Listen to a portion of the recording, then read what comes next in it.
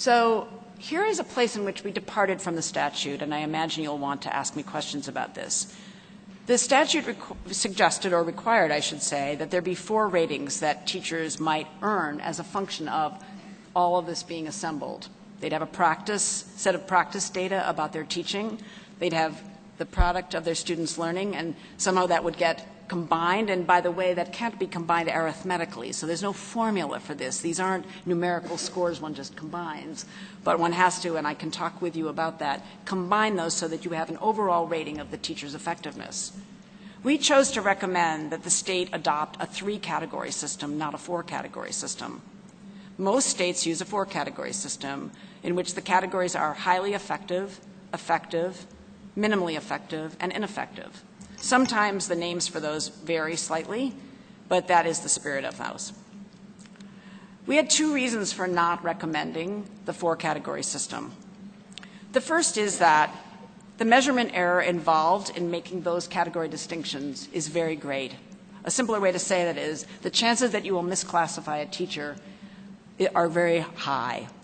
For example, you might rate a teacher, or someone might rate a teacher as effective who's actually minimally effective.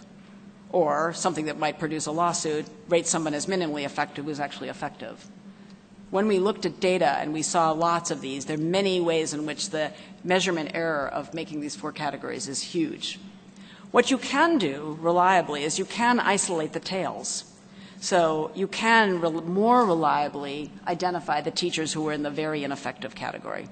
We kept that. We have ineffective in our rating. We think that's an important part of the tenure reform law, is that the ability to identify teachers who really are not doing skilled work with students and are not improving should be terminated from their work. And this system does permit that, does provide the tools for that. The second thing that we thought was important because of our commitment to improvement is we wanted to be very clear that there are teachers who are not ineffective, but who are really not doing good enough work.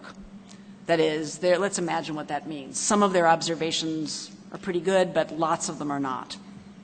There's some evidence of their students learning, but there is a reason to be worried about the progress of many of their students in some subjects or in some classes. They're doing some things well, but their practice is uneven enough to be quite concerned about them. These teachers would earn a provisional rating, and our recommendations require that they move from the provisional rating out of that within 3 years or be counseled out of teaching. In the case of the ineffective teachers, we recommend that no one be kept in the classroom for more than 2 years. They have 1 year they earn that rating, and the next year they would have to improve or they would be terminated. So you can see we emphasized and honored the spirit of being able to identify teachers whose work is not skillful enough to benefit students and be able, in one case, to be very clear, here's what you're not doing well, here's what you're going to have to improve more or less immediately or you will not be continuing. A second group of teachers who would be given also targeted feedback and help to improve, and if they didn't improve within 3 years, they also would be counseled out. What we intend by the professional rating is the goal. We'd like to see more and more Michigan teachers meet the standard of professional practice that classifies them as professionally competent and capable. That is, they're helping students to grow, their observations are good, and certainly there's variability. For example, I was an elementary school teacher. Imagine what it would mean to think about my practice.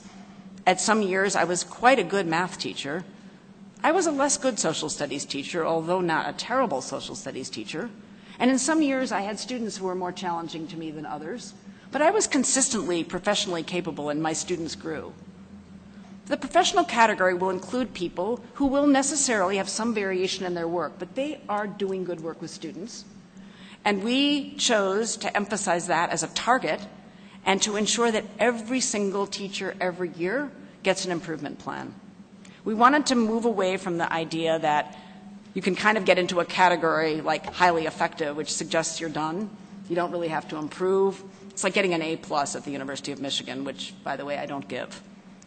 It's important to think of learning as something one keeps getting, keeps earning, keeps trying to work on. The professional category is designed to emphasize continuous improvement. It has a high enough bar of professional work so that anyone who earns that is doing capable work with students.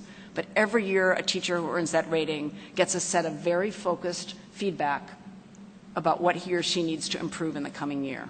So the entire system from top to bottom includes improvement.